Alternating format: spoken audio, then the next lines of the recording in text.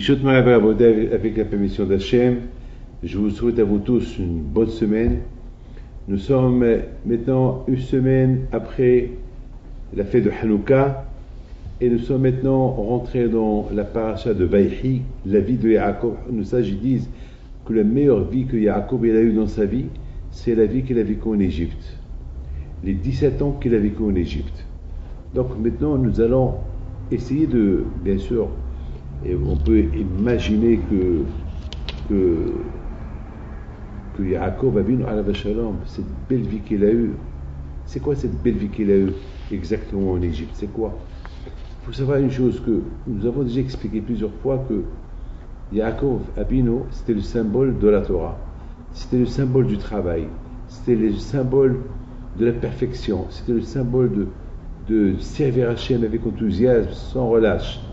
Alors, comment on peut dire que la plus belle vie qu'il a eue, Yaakov Avinu, c'était une vie de tranquillité, c'était en Égypte. Alors qu'on sait que dans la paracha de Vaïchev, on dit qu'au moment que Yaakov il voulait se reposer, au moment qu'il s'est dit qu'il voulait se reposer, qu'il voulait étudier la Torah dans le repos, dans la tranquillité, donc on a vu qu'il a eu des problèmes, parce que nos sages disent que dans la vie, il n'y a pas de tranquillité. Dans la vie, vous savez, celui qui cherche les problèmes, reste tranquille. Voilà, c'est tout ce que je vous dis. Et dans la vie, il faut toujours être agité, il faut toujours travailler, il faut toujours faire quelque chose, il faut toujours y avoir quelque chose à faire. Donc au moment que Yaakov Avinu a voulu étudier la Torah dans la tranquillité, il a commencé à avoir des problèmes. Alors comment peut-on expliquer que maintenant, pendant les 17 ans en Égypte, parce que l'Égypte, c'est l'Égypte, c'est l'endroit le plus impur du monde, que là-bas il a eu les meilleurs moments de sa vie? Mes amis, il faut savoir une chose, que dans la paracha précédente, on voit que Yaakov Avinu, avant qu'il est parti en Égypte, il a envoyé Yehuda pour lui préparer des centres d'études. Et vous savez très bien que Yaakov il a eu peur d'une seule chose. Il a dit que si maintenant je descends en Égypte, et une fois que je descends en Égypte, je vais commencer à chercher un endroit où je vais mettre les enfants à étudier la Torah, entre-temps, ils peuvent se relâcher de l'étude de la Torah. Moi j'imagine, Yaakov Avinu pendant pendant tout le chemin de la terre de Canaan jusqu'à l'Égypte, bien sûr qu'il a enseigné la Torah à ses enfants. Comme c'est écrit dans la Torah, qu'il faut toujours que les parents enseignent la Torah à leurs enfants, que ce soit à la maison, que ce soit avant qu'ils vont se coucher, que ce soit lorsqu'ils sont dans le chemin, lorsqu'ils voyagent. Ça, c'est le rôle des parents. À 100%, c'est ce qu'il a fait avec ses enfants pendant ce chemin, tout le chemin jusqu'à ce qu'ils sont arrivés en Égypte. Donc Yaakov a eu peur, il s'est dit, le temps que j'arrive en Égypte et je cherche un endroit où je vais bâtir une yeshiva, entre-temps mes enfants, ils vont se relâcher de la Torah. Et le fait que les Égyptiens, ils vont savoir que c'est de la famille de Yosef le roi, donc ils vont être un peu attachés à eux, ils vont commencer à les fréquenter. Et puis là, vous savez, le tsar est très fort. Le tsar, il a toujours des occupations à la personne justement pour ne pas étudier la Torah. Donc vraiment, ils vont se relâcher. Donc Yaakov Avinu, avant qu'il est descendu en Égypte, déjà il a préparé Yehuda. Allez, Yehuda, va chercher un endroit pour un endroit où mes enfants peuvent étudier la Torah, comme ça, dès qu'on arrive, il y a quelque part. Mes amis, même à Youssef Hatzadik, il aurait pu, Yaakov, attendre qu'il arrive, demander à Youssef, ou lui-même il cherche. Non, elle a dit non, il n'y a pas d'attente. Il faut tout de suite. Et pourquoi Yehuda? Parce que Yehuda, c'est le symbole de la vérité. Yehuda, c'est le nom d'Hachem. Le mot Yehuda, c'est Yud Kevavke. Mais Yehuda, c'est la Shara. Je vous ai dit que Yaakov Avinu alav shalom, il a prié à Kadosh Baruch Hu que Hachem il va devant lui pour que Yehuda réussisse sa tâche, qu'il trouve vite un endroit dès qu'ils arrivent et commencent à étudier. Mes amis, maintenant on comprend très bien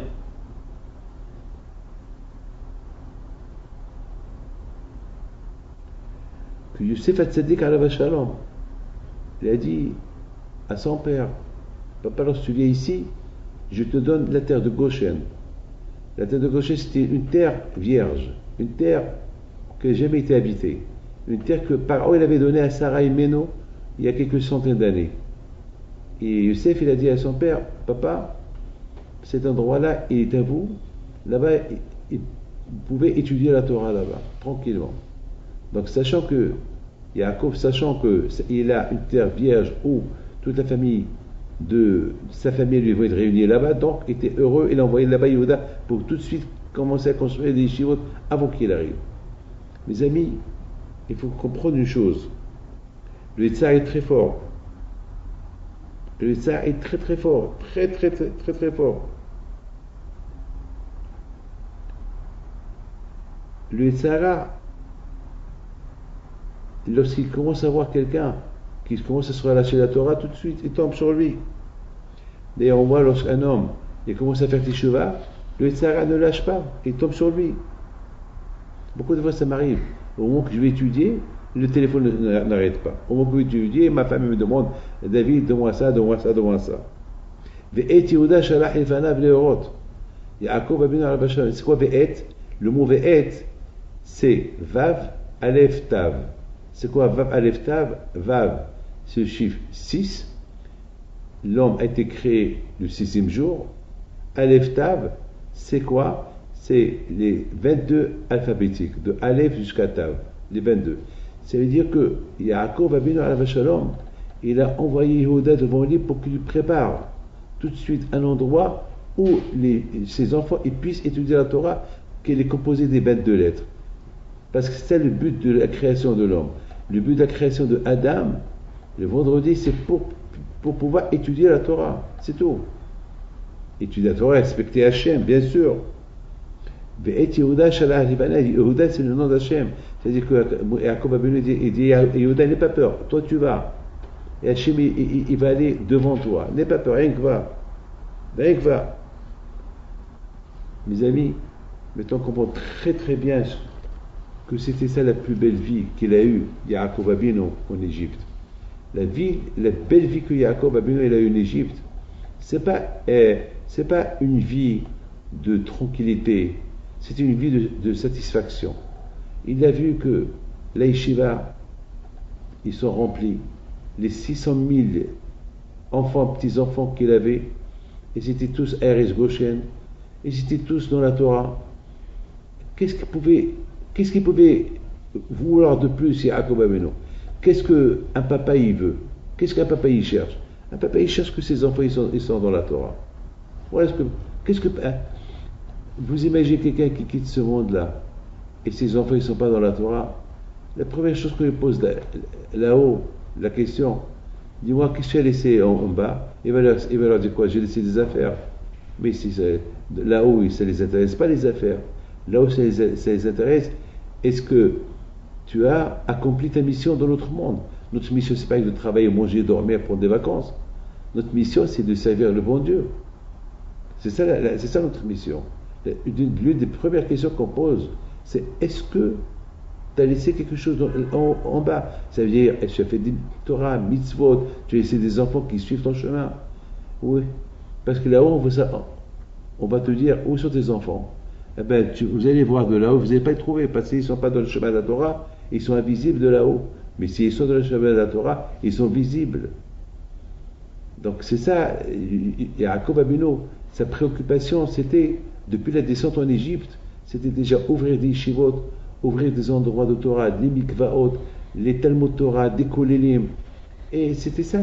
Et pour ça, il a dit à Yehuda, n'aie pas peur, Hachem, il va aller en devant de toi. D'un côté, Yaakov, il a l'espoir que Hachem il va aller devant lui pour préparer le terrain, et de l'autre côté, surtout que mettons Hachem, il a donné la parole à Yaakov, il a dit Yaakov, n'aie pas peur, tu descends en Égypte, je descends avec toi et je te ramène, et je vous ramène tous plus tard à rentrer en Israël. Donc il avait une garantie à Yaakov que Hachem allait le protéger. Donc maintenant, pour que Hachem il te protège, il faut que toi aussi tu veux être protégé. Hachem, j'ai toujours dit une phrase suivante. J'ai toujours dit que la connexion entre un homme et Dieu, c'est comme deux personnes qui sont qui veut se connecter par téléphone. Alors, j'allume mon téléphone. Si ton téléphone il est branché, il peut répondre. Mais s'il n'est pas branché, il ne peut pas répondre. Vous savez que le téléphone d'Hachem est toujours, il n'est pas occupé, est toujours ouvert. Sinon qu'on est toujours occupé, toujours le bon Dieu il nous appelle, nous toujours on est occupé. Akash Baruch il est là. Hachem il attend uniquement que nous on appelle. Dès qu'on appelle, il répond. Son téléphone Hachem il est branché pour chacun. Dès que tu appelles Hachem, il te répond tout de suite. Mais toi, c'est à toi de répondre si Hachem il t'appelle. Hachem, il est là, il veut. Donc Yaakov Abinu alav shalom, ayant la promesse d'Hachem, il a dit à Yehuda, allez, tu avances. Avance, ouvre, Hachem, il va aller devant toi, pour ouvrir des shivot, là-bas où ils vont étudier la Torah, qui est le but de la création de l'homme, le vendredi, de Aleph Atav. Et voilà, et c'est ce qui s'est passé. Donc, ça, c'est la plus belle vie que Yaakov Abinu. Il est allé en Égypte, voir toute sa famille dans la Torah, et surtout, il voit ses deux petits-enfants, les enfants de Yosef, qui n'ont pas grandi avec lui, et qui ont grandi dans un endroit le plus impur du monde, et ils sont restés des grands tzadikim. Qu'est-ce que vous voulez? C'était sa plus grande satisfaction. Donc, c'était pas une tranquillité qu'il avait en Égypte, Yaakov Abinu, plutôt, il avait une satisfaction. Vous savez, quelqu'un qui étudie la Torah et qui comprend bien la Torah, c'est une satisfaction personnelle. Moi, par exemple, beaucoup de fois, je me casse la tête pour comprendre quelque chose, et lorsque je la comprends, je suis heureux que je l'ai compris. Vous savez très bien que je me trouve à Miami, et je suis dans un immeuble au 9e étage. C'est un ami qui m'a prêté son appartement, et puis là, je suis là pour donner des cours de Torah. Bon, ne croyez pas que je suis là en vacances, je suis là vraiment du travail du matin au soir. Et là, en face de moi, il y a un grand immeuble qui est en train de se faire construire. Ça fait une semaine que je les suis. Ça fait une semaine que je vois comment ils ont commencé les fondations. Ils sont une centaine d'ouvriers, nuit et jour, non-stop. Et chaque heure, chaque 2 heures, je vois des événements, je vois des changements. Alors, même Shabbat, ils ont travaillé. Vraiment, ça n'arrête pas. Et chaque jour, chaque moment, je vois des changements. Et je commence à réfléchir. Et à chaque endroit de l'immeuble, c'est une grande surface. Je crois que chaque maison, c'est des 1000 mètres carrés, ou 1500 mètres. C'est des surfaces énormes, énormes, énormes. Et il paraît que chaque appartement coûte 25 millions de dollars. Il y a à partir de 5 millions de dollars jusqu'à 25 millions de dollars. C'est la folie. On dirait que ces immeubles-là, ils sont faits en or. Mais je suis en train de surveiller, je vois. On dirait que je fais le chef, vous savez, le chef des travaux. Je surveille, je supervise qu'est-ce qu'ils font tout le temps. Et je vois, et ce qui m'a le plus impressionné, c'est de voir comment chaque endroit il monte. Là où il y a les ascenseurs, là où il y a le lobby, c'est de la folie. Et chaque groupe et son travail. Chacun il s'occupe. Et oui, le béton, il y a une centaine de camions de béton qui viennent, ils font couler le béton. Vous savez, c'est inimaginable comment ça va avec une allure extraordinaire. C'est tout est pris, on dirait, tout est minuté pour ne pas trop perdre de temps. J'ai commencé à réfléchir, j'ai dit, ben c'est ça l'homme. L'homme au départ, lorsqu'il est né, il faut les fondations, il faut l'éducation, il faut lui donner la Torah. Et voilà. Et au fur et à mesure, il va monter, soit qu'il va devenir une gratte-ciel. Et après, c'est des finitions. Et après, vous savez, cet immeuble-là, même, c'est pas fini. Même s'il faut le finir, après, c'est les finitions. Après, il faut la fourniture. Après, il faut raccoler l'électricité. C'est ça l'homme. L'homme, il y a les oreilles, il y a le nez, il y a la bouche, il y a les pieds, il y a les mains, il y a le cœur. Vous savez, l'homme, c'est une ville, comme il dit Shlomo Amelach. Shlomo Amelach dit qu'un être humain, un homme, c'est comme une ville dans son corps. Et chaque compartiment, c'est un monde. Et il n'y a que la Torah. Il n'y a qu'à la Torah pour diriger le nez, ne pas sentir qu'il ne faut pas sentir, diriger les yeux, ne pas voir ce qu'il ne faut pas voir, diriger la bouche, dire ce qu'il faut dire, ne pas dire ce qu'il ne faut pas dire, diriger les pieds, là où il faut aller, là où il ne faut pas y aller. C'est de la folie, c'est de la folie. Beaucoup des fois, on a les tentations de voir des choses qui ne sont pas bien, et bon, Hachem, on pense à la Torah et on ne voit pas. Les amis, c'est ça la joie qu'il avait à Yaakov. la joie qu'avait Yaakov de voir ses enfants, ses petits-enfants, grandir comme cet immeuble-là, comme ce gratte-ciel que je suis en train de vous dire, qu'il montre au fur et à mesure. Et c'est ça, il voit ses enfants et ses petits-enfants qui grandissent, qui grandissent, qui grandissent. Et bien sûr, avec la supervision des Shevatim, de Yaakov Abinu. Et voilà, c'est ça, mes amis, que chacun de nous, il doit retenir. Vous savez, dans la Hanouka, on parle des miracles, on dit Ananisib Apokan. On parle des miracles que Hachem a fait avec nous. Et après, il nous dit, et toi, Hachem, fais avec nous des miracles. Alors, beaucoup des rabbins qui posent des questions, on n'a pas le droit de demander à Dieu qu'il nous fait des miracles. Si un miracle il arrive, il arrive. Mais demander un miracle à un Dieu, que le bon Dieu il change la nature pour toi, c'est péché. Tu n'as pas le droit. Pourquoi? Parce que si tu demandes qu'on te fait un miracle, tu perds toutes les mitzvot que tu as fait. Il faut que le miracle il vienne seul. Il ne faut pas que tu demandes. Il faut que ça vienne d'Hachem. Alors comment à Hanouka on demande un miracle? Comment à Hanouka on demande un miracle? Mes amis, j'ai réfléchi comme ça. J'ai dit, c'est vrai, il ne faut pas qu'on demande. Il ne faut pas qu'on demande un miracle, mais on demande à Akadosh Baruch Hu un miracle spirituel. Ben, mais je vous dis quelque chose, vivre à Miami, vivre à Paris, vivre à New York, c'est dur. Vous savez, tout le miracle de Hanouka, c'était, à part le miracle militaire qu'il y a eu, que les Hashmonaïs ont gagné une grande armée, mais il y avait ce qu'on appelle le miracle spirituel.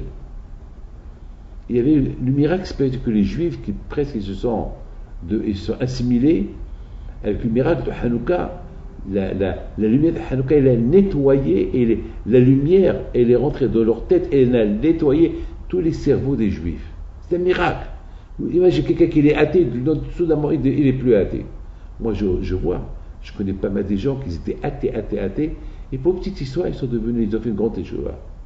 Eh bien, les Juifs à l'époque, donc les Juifs, ils ont vu ces miracles que Hachem a fait avec les Hashmonaïm, des milliers, des centaines de milliers de soldats contre une poignée de Hashmonaïm, ils les ont gagnés. Alors, on voyait ce miracle-là. Ils ont dit, il n'y a que Dieu. Alors, avec la lumière de Hanouka, avec le shemen, l'huile qui est restée allumée 8 jours, ça a nettoyé tous les cerveaux juifs. Donc, les Hashmonaïm, ils ont compris que pourquoi ne pas réveiller ce miracle-là chaque année? C'est-à-dire que chaque année, on allume la Hanouka pour se rappeler le miracle qui s'est passé à la période de Hanouka entre les Grecs et les Hashmonaïm. Et lorsque on réveille ce miracle-là, alors les Hanouka qu'on va allumer, et va nettoyer tous les obstacles qu'on peut avoir dans la tête. Et nettoyer le cerveau des mauvaises choses que nous avons dans la tête. Il y a beaucoup de gens qui font des choses grâce à ça. Vous ne pouvez pas imaginer la lumière de Hanouka, l'effet qu'elle peut faire. C'est pour ça qu'on dit dans la Hanouka, ces bougies de Hanouka, ils sont saintes parce qu'ils ont la capacité de nettoyer le cerveau humain au niveau spirituel. Donc on n'a pas le droit d'utiliser ces bougies de Hanouka pour lire un livre ou pour coudre, parce que le but de cette lumière de Hanouka, c'est pour élargir le cerveau, éclairer le cerveau au niveau spirituel. Donc c'est ce qu'on demande à Akadosh Baruch Hu. On demande à Akadosh Baruch Hu un miracle spirituel, pas un miracle. Et automatiquement, lorsqu'Hachem voit qu'on demande des miracles spirituels, alors Akadosh Baruch Hu, il envoie le Shefa, il envoie l'abondance, il envoie la panassa, il fait des miracles. Donc moi, David Pito, je ne demande pas un miracle matériel, je demande un miracle spirituel. On est dans une génération dure, une génération d'Internet, une génération d'iPhone, une génération que l'être humain peut dégringoler, tomber dramatiquement. On a besoin que Hachem nous aide. Et c'est dur, c'est très dur d'arriver tout seul. Il faut l'aide du ciel, il faut des miracles. Donc c'est ce qu'on demande à Alanissi, on demande à Hachem. On demande à Hachem, fais avec nous des miracles. J'ai vu dans un livre qui dit que même qu'on n'a pas le droit de demander des miracles à Hachem, mais à Hanouka, on peut demander des miracles à Hachem. On peut. Un jour dans l'année, on a le droit de demander des miracles à Hachem. c'est Hanouka. Voilà. Mes amis, il ne faut pas qu'on oublie que les Grecs, ils ont enlevé la parnassa aux Juifs. Ils ont interdit aux Juifs d'étudier la Torah, de faire les mitzvot. Et Hachem, il a fait des miracles. C'est ce qu'on demande à Akash Baruch Hu. Akash Baruch Hu fait avec nous des miracles matériels, spirituels. Et lorsqu'Hachem est automatiquement, pour être juif, il faut de l'argent. Il faut de filine, il faut Brit Mila, le mariage, le kasher, mikvé. Pour être juif, il faut de l'argent. Donc on demande à Akash Baruch Hu. On veut pas des miracles pour gagner le temps. On veut des miracles pour faire Torah et mitzvot. Des miracles au niveau spirituel. Et lorsqu'on Hachem voit qu'on demande des miracles spirituels, alors Hachem nous donne même le Shefa. C'est-à-dire que l'abondance matérielle, elle vient en même temps avec l'abondance spirituelle. Lorsque Hachem voit que vraiment on veut s'attacher à lui, alors quand il nous aide dans tous les domaines. Mes amis, je pense, ça c'est Yaakov Abinu. La plus belle vie qu'il a eue, Yaakov Abinu, les 17 ans en Égypte, c'est qu'il voit que tous ses enfants, Baruch Hashem, il leur manque rien. Pourquoi il leur manque rien? Parce qu'ils sont dans la Torah. Le Hashem, il voit que quelqu'un est dans la Torah, et quand il ouvre les portes. Et c'est ça, mes amis, que chacun de nous, il doit réaliser. Mes amis, vous savez, il faut savoir une chose. J'étais en train de lire une question qu'il a posée à un grand Rav. Il s'appelle Rav Chaim Mordechai Katz. C'est un des grands yeshivot de Chicago. Il est décédé à la Shalom. Il rapporte ce que le Bahi dit, un commentaire. Le Bahi dit, comment est-ce possible que les Grecs, ils ont réussi à détourner les Juifs de la Torah, et comment les Grecs, ils ont réussi à prendre contrôle sur le Beth Amikdash. Et le Bahi explique, parce que les Kohanim, ils se sont relâchés du service de Beth Amikdash. Ils sont pas travaillés avec enthousiasme. Les Kohanim travaillaient dans le Beth Amikdash, mais pas avec rapidité. Ils étaient un peu lents. Dans la vie juive, on n'a pas le droit d'être lent. Parce que si on est lent, c'est grave. Regardez, le matin, on est fatigué. La sonnette, elle sonne pour aller à la synagogue. Si on ne saute pas du lit, si on ne fait pas des efforts pour se lever, on va continuer à dormir. Après, c'est trop tard la prière. Même dans les affaires. Tu ne fais pas attention, tu perds. Même au niveau mariage. Si tu vois une fille qui te plaît, et tu vois que tout va bien, il faut tout de suite la demander au mariage. N'attends pas. N'attends pas que c'est elle qui va te demander. Sinon, c'est un autre qui va t'apprendre. Dans la vie, il faut être toujours rapide. Tu vas, moi toujours, lorsque je voyage, je vais 4 heures à l'avance ou 3 heures à l'avance. Ma femme, tout le monde rigole de moi. Pourquoi je vais toujours à l'avance? Parce que je préfère être à l'avance que j'arrive en retard et je rate mon avion. Je préfère, moi toujours j'aime prendre les choses à l'avance. Même des cours de Torah, je prépare 4-5 à l'avance. Toujours je suis en avance. Donc, le Bah, Alav Shalom, le Bet Hadash, le Bah, il a fait un grand commentaire sur le Shulchan Aruch. Il pose une question. Il dit, bon, alors, maintenant, c'est ce qu'il dit, pardon.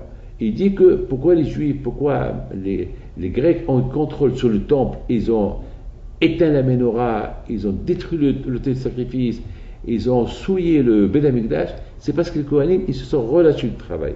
Alors, le Rav Chaim Mordechai Katz pose une belle question. Il dit, Besséder, d'accord, ils se sont relâchés du travail, les Kohanim se sont relâchés du travail, mais quand même, ils travaillaient. Alors, pourquoi le bon Dieu les a punis que les Grecs qui sont rentrés, ils ont complètement arrêté? Attends, c'est-à-dire, quelqu'un qui donne la tzedaka, bon, il est milliardaire, il n'a pas donné 1 milliard, d'accord, il n'a pas donné, il est milliardaire, il n'a pas donné $100 000, d'accord, il a donné $1 000. Ça va, mais $1000 c'est Tzedaka. C'est vrai, il aurait pu donner, je sais pas quoi, 10%, mais ça va, il a donné 1000. Par exemple, quelqu'un qui devait acheter à sa femme un cadeau d'anniversaire. Bon, il n'a pas acheté, je sais pas, un beau cadeau. Il a acheté un bouquet de fleurs. Mais quand même, il a porté un bouquet de fleurs. D'accord, c'est pas la peine de lui faire une histoire à cause de ça. Alors, ça, c'est la question qui pose le Rosh Hashanah de Chicago. Il dit, pourquoi Parce que les Kohanim sont relâchés du travail, ils ont été punis d'une manière que ils sont relâchés du travail au temple, au Beth Amikdash, alors Akadosh Baruch Hu, il a donné le temple entre les mains des Grecs. Pourquoi tout ça? Mes amis, écoutez ce que je vais vous dire. Il est belle la question, mais je ne vais pas rentrer dans les détails de la question. Je ne vais pas dire ce qu'il dit lui, mais moi je pense que j'ai une réponse qu'elle est simple. Vous savez qu'il y a ce qu'on appelle l'ashpa'a. L'ashpa'a, c'est l'influence. Vous savez, l'être humain, il est, comme il dit le Rambam. Le Rambam il dit, selon où on habite, on est influencé. On habite dans un endroit sale, on devient sale. On habite dans un endroit qui sont propres, on est propre. On habite dans un endroit qui sont gentils, on est gentil. On est dans un endroit qui sont méchants, on est méchant. On est dans un endroit que tout le monde est religieux, on est religieux. On est dans un endroit que tout le monde n'est pas religieux, automatiquement, l'habitude, il va faire, à force de voir les non-religieux, nous aussi on se relâche. Voilà, ici à Miami par exemple, il y a des endroits qui sont propres, il y a des endroits qui ne sont pas propres, mais bien sûr, il y a quelqu'un qui vient m'annoncer qu'il va habiter tel endroit que je sais que c'est pas propre. Je dis, mon fils, c'est dangereux pour toi là-bas. C'est pas bien. Ça, ce qui s'est passé, cette histoire, il s'est passé il y a quelques années. Hier, je l'ai vu, je ne l'ai pas reconnu. Je l'ai pas, il y a le coucou avec des boucles d'oreilles, j'ai pas reconnu. Je dis, mais attends, avec des tatouages. Et en plus, il donne la drogue. Je dis, c'est quoi ça? Ben, Rabbi David, j'habite tel et tel endroit. Je dis, mais je t'avais dit, n'habite pas là-bas. Bon, mettons Rabbi David, et en plus, l'extra, il a le sida. Et voilà. Il a le sida. Ben, maintenant, il est dans tous ses états, c'est pas dans tous ses états. Bon, avec les deux dieux, je prie pour lui, mais je lui dis qu'il déménage. Je lui dis que j'ai commencé à l'aider à. Bon, j'espère qu'il va m'écouter, les conseils que je lui ai donnés. Mes amis, le Beth Amikdash, c'est un endroit d'influence.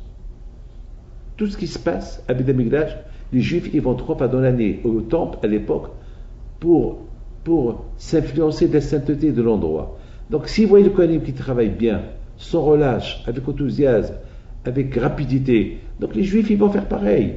Mais s'ils voient les Kohanim assis, chacun, ils travaillent doucement, ils s'arrêtent, ils fument une cigarette, et ils font n'importe quoi, eh bien, eux, ils ont été la cause.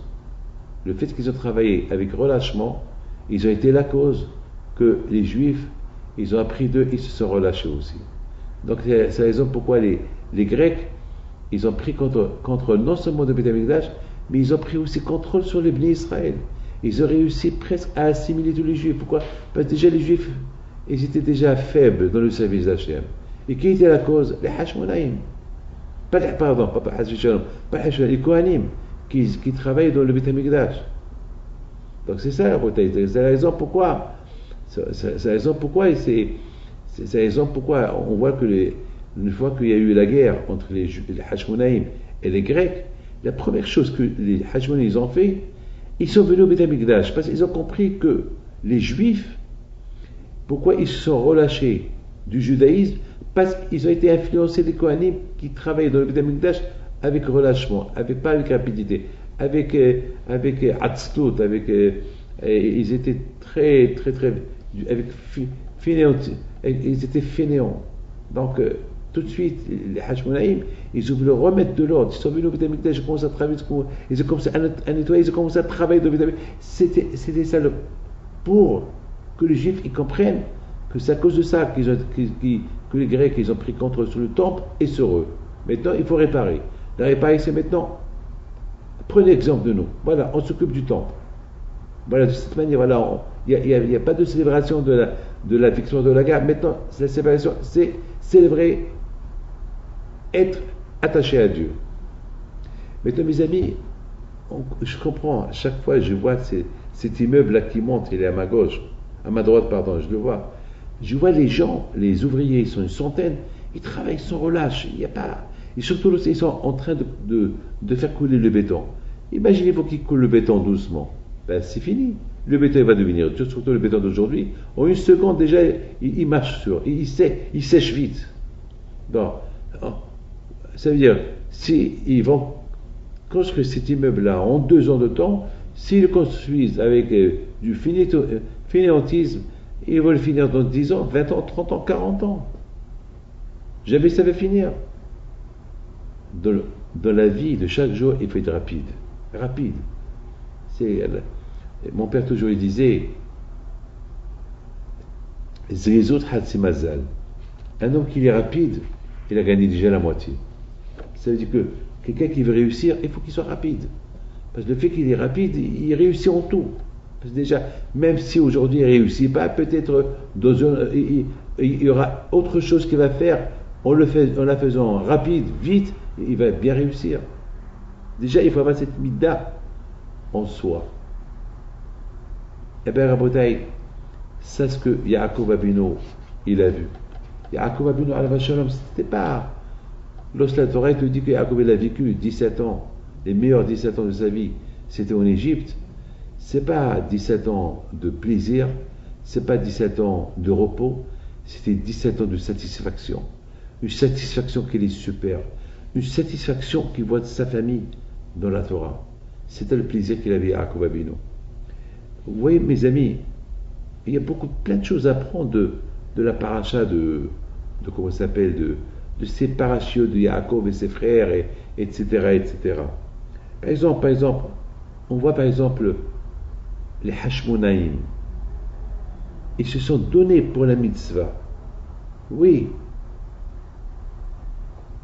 Ils se sont donnés pour aller récupérer le nord d'Hachem. Ils sont partis faire la guerre à des centaines de milliers de personnes. Et eux, ils étaient une poignée d'hommes. Ils sont partis pour la gloire d'Hachem. En risquant leur vie. Eh bien, ils ont réussi, ils ont gagné. Ils ont réussi. Ils ont compris que les Kohanim, et c'est à cause d'eux que les Juifs ils sont relâchés jusqu'à ce qu'ils sont tombés entre les mains des Grecs. Ah, maintenant, ils vont te compte. Maintenant, c'est les Grecs qui vont tomber entre nos mains.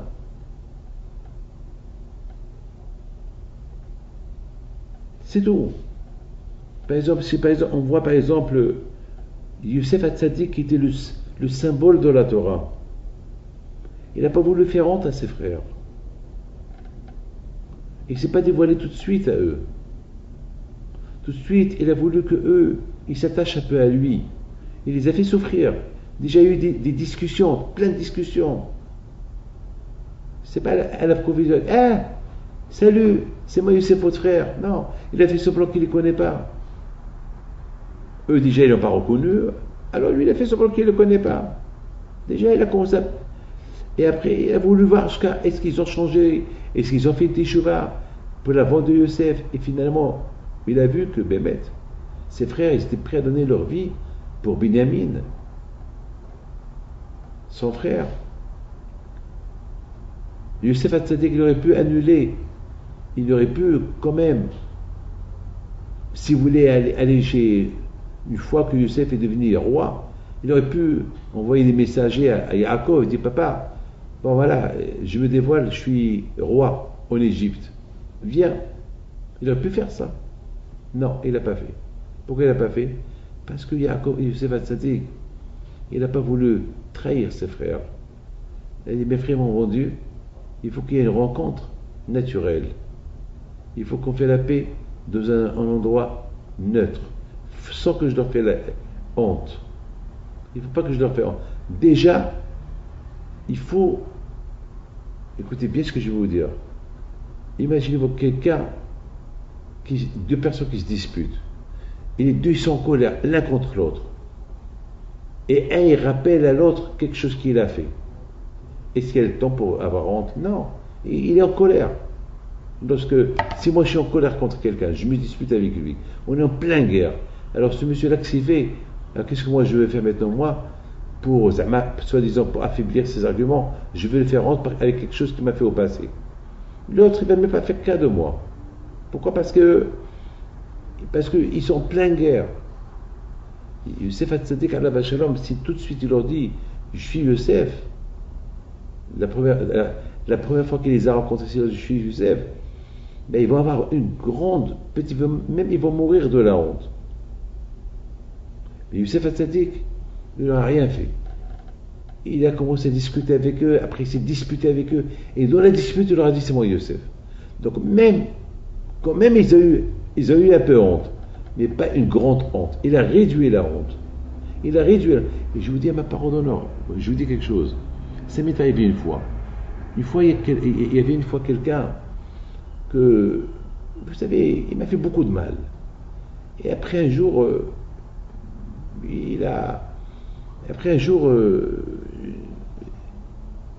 je l'ai rencontré et il a commencé à encore m'ajouter.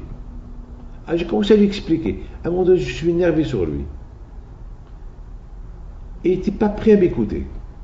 À un moment donné, je lui dis, rappelle-toi, je t'ai aidé une fois, tu as fait ça et ça et ça et ça. Il me regarde, je lui dis, alors? Et après, il a dit, ah. Mais au départ, déjà, il a dit, alors? Après, ah. Mais déjà, la honte a été réduite. Et là, il s'est calmé et on a fait la paix. Ça arrive. Donc regardez Youssef Hatzadik, comment il était tzaddik. Même pendant le moment de la vérité, vous savez, il faut savoir une chose, que toujours au moment de la vérité, on découvre toute la vérité dans tous ses détails. Et je répète, au moment que la personne elle voit la vérité s'étale dans tous ses détails. Youssef Hatzadik, alav shalom, au moment qu'il leur a dit c'est moi Youssef, c'est là que ses frères, ils ont vu tout le passé, toute la vérité. Et cette vérité-là, ils ne pouvaient plus la mettre de côté. C'est fini. Ils ne pouvaient plus répondre. Vous savez, Hakam me disent, lorsque l'homme quitte ce monde, il arrive chez le bon Dieu. Et l'autre monde, c'est le monde de la vérité. Et là-bas, Hachem lui dit, c'est moi Hachem. Vous savez quelle honte. Alors beaucoup des fois, on a fait des missoutes ici, on ne les a pas fait bien, on les a pas fait avec rapidité, on les a fait avec beaucoup de fainéantisme, on les a fait en dormant, mais pour manger, on est bien réveillé, pour travailler, on est bien réveillé, pour prendre l'avion, on est bien réveillé, pour gagner de l'argent, on est bien réveillé, pour Hachem, on est à moitié endormi. Quand je peux nous dit. Alors, et surtout là, on découvre la vraie vérité. On n'a plus rien à faire. On est dans un, on est embarrassé, un embarrassement, on ne peut pas imaginer. Imaginez-vous, lorsque Youssef, il a dit à ses frères, c'est moi Youssef. Voilà, toute la vérité, elle est là. Imaginez-vous comment, la honte qu'ils avaient. Mes amis,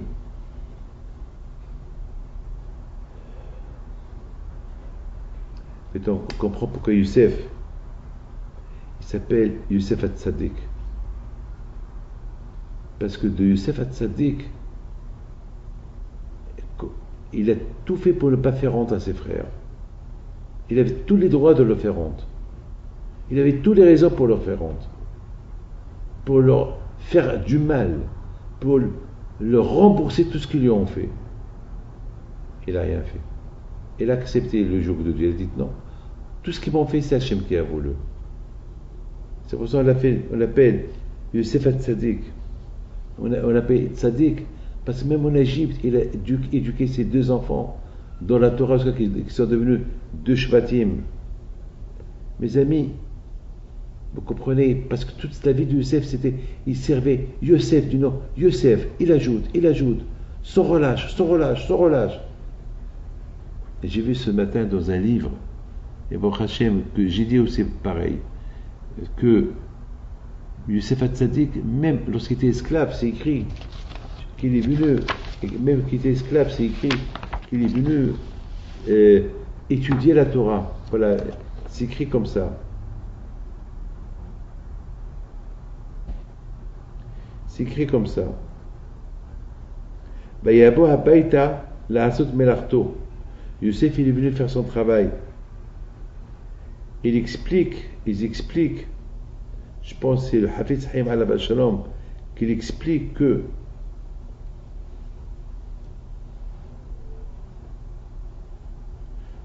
Un homme, il peut travailler du matin au soir, mais ça ne va pas le dégager de ne pas étudier la Torah. Et avec effort.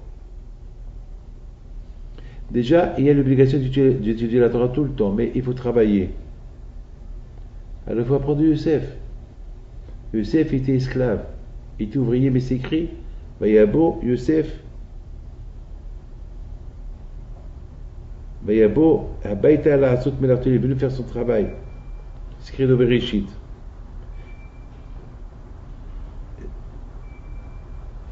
Ça veut dire que le jour qu'il ne pouvait pas travailler, que le jour qu'il avait un jour de repos, parce qu'il était travailleur, il était esclave. Alors il venait étudier la Torah. Il venait répéter toute la Torah qu'il a étudiée chez son père. C'est quoi, Youssef Hatzadik, c'est quoi le travail qu'il pouvait aimer le plus? La Torah. Alors, lorsqu'il pouvait étudier, tout de suite il venait étudier. Et sur ça, il écrit le Hafetz Haïm que la Torah, elle est venue enseigner aux générations à venir, de n'importe quelle circonstance qu'on doit être, qu'on est occupé, qu'on est malade, qu'on est n'importe quoi qu'on a à faire, et surtout aujourd'hui qu'on est obligé de travailler pour avoir une parnassa, qu'on est malheureusement comme des esclaves à la parnassa. Il ne faut pas oublier que la chose la plus importante, c'est la Torah. C'est ça la vie. C'est vrai, on est obligé de travailler, mais parce qu'après 120 ans, il n'y a que la Torah qu'on trouve là-haut, pas l'argent qu'on a fait dans ce monde-là. On a vu que Youssef Hatzadik, ce qu'il a sauvé de la femme de Potiphar pour ne pas aller avec elle, pour ne pas fauter avec elle, c'est la Torah qu'il a étudiée. C'est la Torah qui a protégé Youssef pour ne pas fauter. Donc c'est écrit, Youssef, tout ce que Youssef faisait, quand il l'aidait. Pourquoi Hachem l'aidait? Parce que Youssef Hatzadik, lorsqu'il avait un moment de libre, il va étudier la Torah. Aujourd'hui, malheureusement, lorsqu'on a un moment de libre, c'est la télévision, c'est les textos, c'est des bêtises. C'est des bêtises. Et c'est ça, je pense, la plus belle vie qu'il a eu Youssef. La plus belle vie qu'il a eu Youssef, c'est quoi? La plus belle vie qu'il a eu Youssef, c'est que Youssef la plus belle vie qu'il a eu Yaakov Avinu, qu'il voit ses enfants, qu'ils étudiaient la Torah. Bien sûr, il y avait ceux qui allaient travailler, mais ceux qui pouvaient ne pas travailler, étudier, eh ben, ils sont pas restés sans rien faire. Ils sont partis travailler. Quel travail? À la yeshiva. Parce que l'étude de la Torah, ça s'appelle un travail. Et surtout, mettons que Youssef, il finançait tous les juifs et leur donnait de quoi manger. Donc, ils n'avaient rien à faire. Ils étaient en train d'étudier la Torah. C'est ça la satisfaction que Yaakov Abino il avait pendant ses 17 ans. Et le chiffre 17, c'est Tov. Le mot Tov c'est bien. Tov, c'est 17. Ve'en Tov et la Torah. La Torah, la Torah, c'est le chiffre 17. C'est toujours dit le 17, c'est un bon chiffre. Parce qu'il représente la Torah. Et la Torah, c'est un bon chiffre. La Torah, c'est elle qui protège dans n'importe quelle circonstance que l'homme il peut être au niveau matériel et spirituel pour ne pas tomber. Et dans le matériel et ne pas tomber même dans le spirituel. Mes amis, vous avez bien compris maintenant que combien chacun de nous il doit faire attention. Le temps. Souvent je raconte cette histoire. Une fois, Rabbi Yosef Alav Shalom, il a fait le siyum de la Gemara, le siyum de tout le chasse, et après après il a dit il invite ses copains pour venir le siyum des heures. Alors ils ont dit, mais c'est quoi? Mais tu as déjà fait le siyum, tu as déjà fait une fête pour les 36 Gemarot tous les Gemarot que tu as fait. Et alors c'est quoi le siyum des heures? Il leur a dit, je vous dirai pendant le siyum. Et le monde entier est venu écouter qu'est-ce que Rabbi Yosef il a à dire. Parce que faire un siyum du chasse en une semaine, c'est impossible. Il a déjà fait le siyum. C'est quoi le siyum? Le siyum, c'est-à-dire lorsqu'on termine toutes les marottes, on fait une fête. Que j'ai réussi, grâce à Dieu, à étudier tout le Talmud. Ah ben, voilà, Rabbi Yosef, il a fait une fête parce qu'il a été tout le Talmud, et maintenant il fait une autre fête qui s'appelle la fête des heures du Talmud. Vous savez ce qu'il leur dit pendant la fête? Il leur dit, vous savez, c'est vrai, j'ai étudié tout le Talmud et j'ai fait la fête la semaine dernière. Mais la fête que je fais maintenant, c'est la fête des heures. Parce que beaucoup de fois, je vais à des mariages, je vais à la mitzvah, je prends le bus, je prends un taxi, et beaucoup de fois, j'attends. J'attends un taxi, j'attends jusqu'à que le moed vienne. Parfois, il faut attendre 1 heure. Ah, moi, je ne perds pas mon temps, moi. Moi, chaque fois qu'il y a un laps de temps à attendre, je lis quelque chose. Donc, ça fait déjà quelques années d'attente que tous les heures que j'ai réunies, en attendant des événements et ce que j'ai étudié, ben, ça s'est fait que voilà, j'ai terminé tout le chasse. C'est pour ça que j'appelle le chasse, parce que la fête que j'ai faite la semaine dernière, c'est les pages que je lis chaque jour. Là, c'est pas les pages que je lis chaque jour. Là, c'est 5 minutes là, 10 minutes là, 3 quarts d'heure ici. Donc, ça fait que voilà, j'ai terminé le chasse, tout le Talmud. C'est pour ça que je l'ai appelé le Talmud, c'est des heures. Ça veut dire que vous imaginez quelle satisfaction est de terminer, ne pas perdre ces heures-là en bêtises. C'est des heures malheureusement, des heures que. Regardez le Shabbat. Le Shabbat, le bon Dieu nous a donné le Shabbat pour se reposer. Et pour étudier la Torah, il dit Ben Ish Chai, que si on n'a pas le temps d'étudier la Torah en semaine, au moins le Shabbat. C'est-à-dire que le Shabbat, c'est dommage de perdre les heures du Shabbat. Les heures du Shabbat, ils ont aucun prix. Et nous, malheureusement, on brûle les heures du Shabbat, de le manger, dans les repas, dans les siestes, d'en parler de bêtises. Dommage. Chaque seconde Shabbat, c'est de l'or. C'est de l'or. Parce que toute la semaine, elle est bénie grâce au Shabbat. Alors, si toute la semaine, elle est bénie grâce au Shabbat, qu'est-ce que le Shabbat, il peut te bénir à toi-même, si tu le respectes bien et que tu l'utilises dans la Torah. C'est pour ça que Hachamim disent que l'étude de la Torah, le Shabbat, il est multiplié par dizaines de milliers d'heures. C'est parce que quelqu'un il étudie 1 heure, c'est des milliers d'heures. Le bon Dieu, il compare l'heure de Torah que tu étudies le Shabbat, c'est comme à des milliers d'heures. Je ne peux pas vous dire exactement, et c'est Hafetz Haïm qui dit ça. Vous imaginez, et nous, vous imaginez que quelqu'un qui étudie toute la semaine la Torah, il vient le Shabbat, et il étudie encore le Shabbat, c'est comme s'il a étudié des centaines ou des milliers de semaines. Imaginez quelqu'un qui travaille toute la semaine, et le Shabbat il étudie un peu, ben c'est comme s'il a étudié toute la semaine. Il ne faut pas rater les jours, mes amis. C'est ça, mes amis, ce que Youssef Yaakov Avinu, la joie qu'il avait Yaakov Avinu, la satisfaction qu'il avait Yaakov Avinu, c'est quoi? Eh bien justement, c'est voir ces enfants qui ne perdent pas le temps, qui étudient, qui sont heureux, qui sont bien, que Youssef, même qu'il est roi, il a toujours le temps pour étudier la Torah, il a toujours le temps pour éduquer ses enfants dans la Torah. Et tous ces enfants, ils sont dans la Torah. Mais il pouvait pas être, il n'y avait pas un homme plus heureux que Yaakov pendant ces 17 ans-là. En plus, il voit Yaakov Avinu, comment ses enfants, ils s'adorent, ils s'aiment. Il voit maintenant que tout le monde l'un a pardonné à l'autre. Youssef, il est bien avec ses frères, ils sont bien avec lui. Et maintenant, ses frères, ils le reconnaissent. Ils reconnaissent que Youssef, c'est le roi. Parce que finalement, tout le problème, c'est pourquoi ils ont fait du mal à Youssef, parce que Youssef a dit que j'ai rêvé que j'étais roi. Alors eux, ils disent, mais le roi, c'est Yehuda. Le royaume, il sort de Yehuda. Mais c'est vrai, Yehuda, le royaume sort de Yehuda pour les Juifs.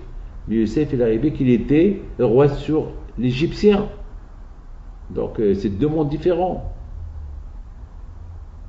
C'est 2 mondes différents. Hashi Shalom, Youssef, il n'a jamais pris la place de Yehuda. Comme Yehuda, il ne peut pas prendre la place de Youssef. Hachem n'a pas dit que Yehuda soit le roi sur les Égyptiens, non. Si Dieu veut, Mashiach, il va venir, c'est autre chose, pas pour le moment, pas à cette époque là-bas. Mes amis, voilà, avec l'aide de Akadosh Baruch Hu, J'espère, B'ez Hashem, qu'on a bien compris. Et surtout, je termine avec une seule phrase. Yaakov Abinu alav Hashem, il a vu les jeunes. Ces jeunes-là. Les jeunes, les enfants de Youssef. Ça, c'est important, ça. Ces jeunes enfants de Youssef qui ont grandi en Égypte, qui sont tzadikim. Ça, c'est extraordinaire, ça. Vivre dans un endroit où il n'y a pas de Torah, être dans la Torah, ça, c'est quelque chose d'inimaginable. Vous imaginez quelle influence ça a donné à tous les Juifs à cette époque-là. Tous les Juifs qui voient Ephraim et Ménaché, les enfants de Youssef, qui ont grandi en Égypte, et qui sont en Égypte, qui sont égyptiens, et qui sont tzadikim. Aïe, aïe, aïe, aïe. Quelle influence ça a dû donner à tout le peuple d'Israël de l'époque. Parce que Youssef Hatzadik, il avait un problème. Et après 120 ans, si je mange chez Hachem, il va me dire, où est ta jeunesse?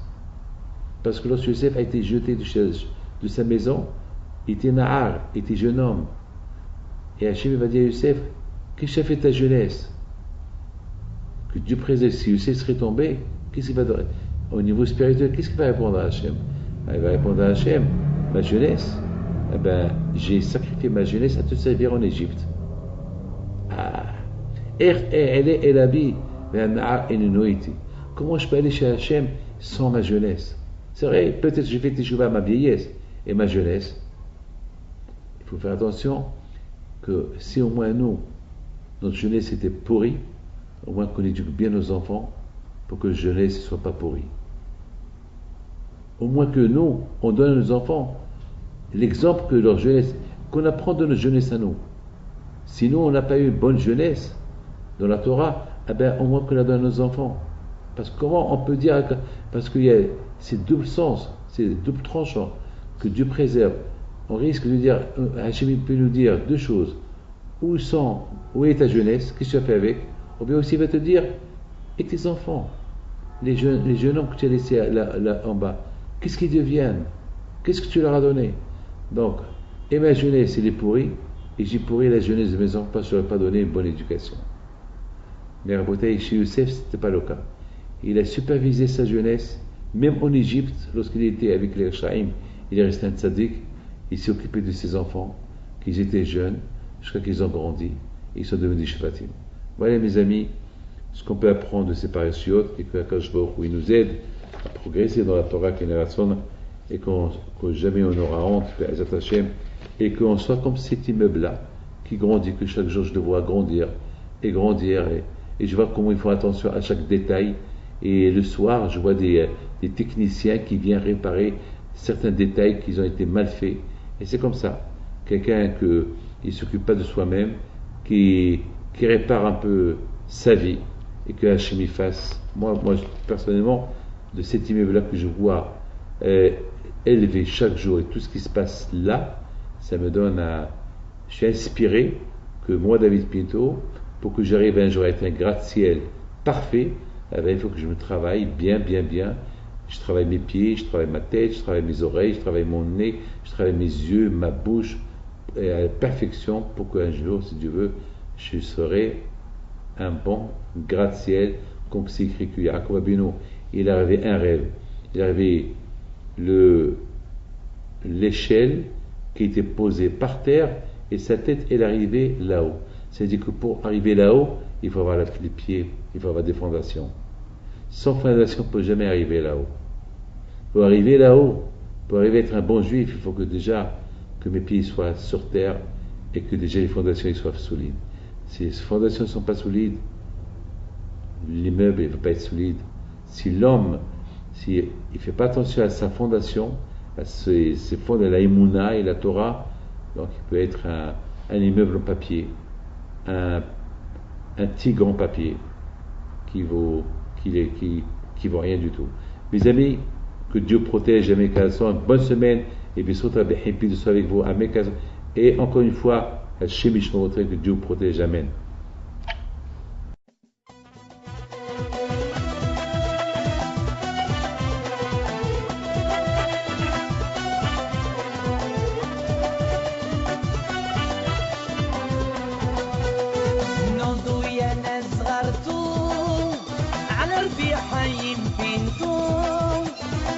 وقفلنا زي خوتو يا ولد خوت جدودو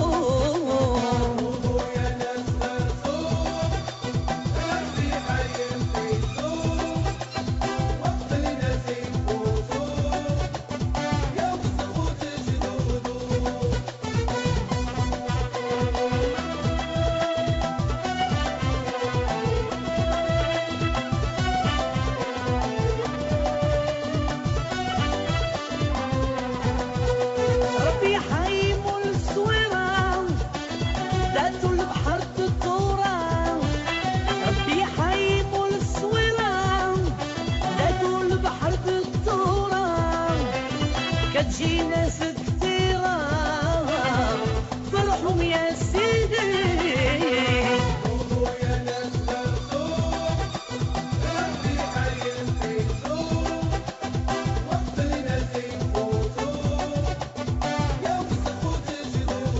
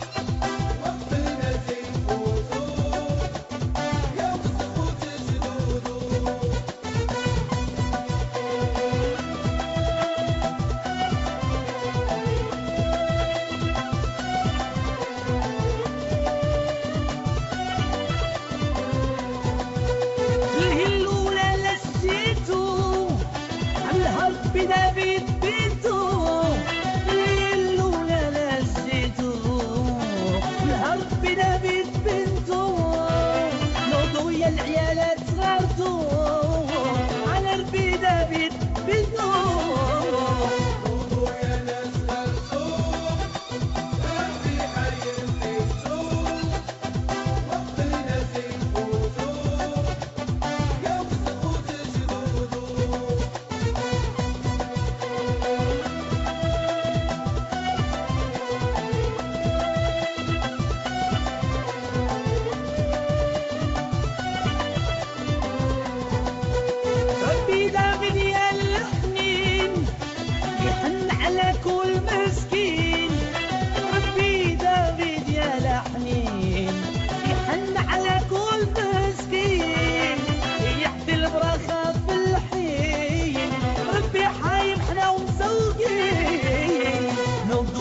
ناس صغرتو على ربي حايم فينتو وقفلنا زي خوتو يا وسخوت جدودو ايهو مبروك علينا هاد البداية مازال ايهو مبروك علينا هاد البداية مازال ايهو مبروك علينا هاد البداية مازال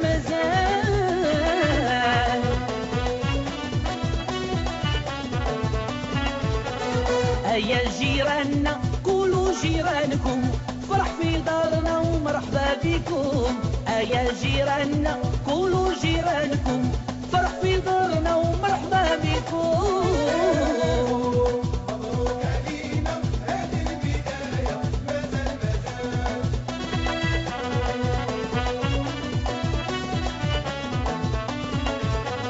ايهو مبروك عليك هاد الهلولة مازال ايهو مبروك علينا هاد الهلولة مازال هو جاي دوينا هو جاي دوينا يفرحنا يباركنا يعفو علينا يزوجنا يداوينا